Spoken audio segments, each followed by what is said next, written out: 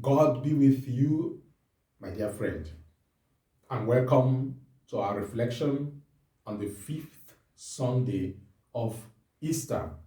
What captures my attention, particularly in the readings of today, was the end of the gospel when Jesus says, "This is the sign with which people will know that you are my disciples, when you love one another."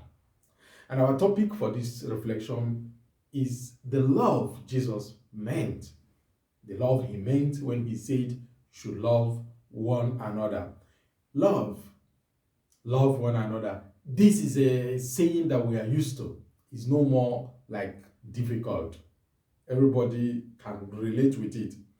And we are tempted to feel that it is that simple. Yeah, it is simple when everything is running smoothly in our relationships and friendships, when everything is running free without friction in our world. Let's say that. Let's use that word.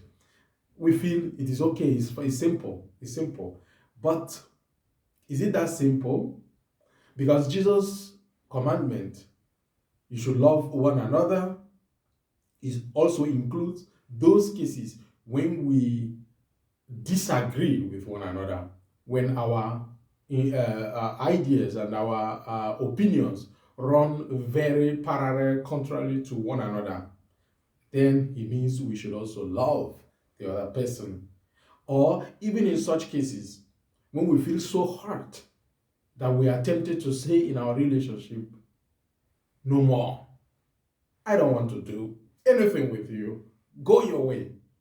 When we feel even justified to say that, Jesus still maintains love one another. In that case, his word cries out to us, love one another. But what can that mean, to love somebody that hurt you so badly that you don't really want to see this person?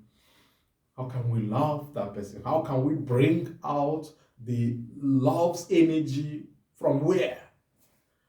In that case, it may be good to take this advice. Basically, it has to do with being patient with that person. It has to do with trying to understand that person. It may have to do with trying to bear with that person, even if we can't just embrace the person, kiss the person, and all that. Love is more than that. Love is long suffering. Love and suffering, they marry one another once and now and again. So that is also what Jesus is telling us, to bear with such people that hurt us, to bear with them, to have patience, to pray for them, because our love can convert them, can heal their unloved and hate. Their unlove and hate. Our love can heal it. Jesus says, "You love them as I have loved you," because he himself loved us when we didn't deserve it. When we least deserved to be loved, to be died for. He loved us to the point of dying for us. That is to say, he donated, he gave us, he gifted us with his love that we didn't deserve. And that's what the gospel calls us to do in some cases when it gets difficult to love, to still donate, to give the other person your trust, your patience, your understanding, even when he doesn't deserve it. Love is not a thing that anybody can deserve. Love is always a gift. You give it because it comes from the heart, and it is always a risk. Love is always a risk, because you never know if you get it back. But the message is, even if you lose on the path of loving, is always a gain, because love is not a means to an end.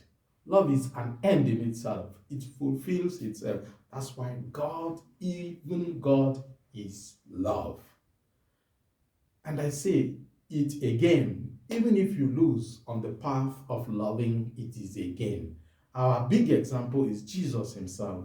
He died loving us, but we know that that death brought the whole humanity life. Life that doesn't end.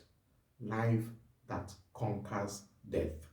May the Lord be with you this week. May he heal your pains and agonies. May he heal your wounds, heal your sickness. May he surprise you with goodness in the name of the Father and of the Son and of the Holy Spirit.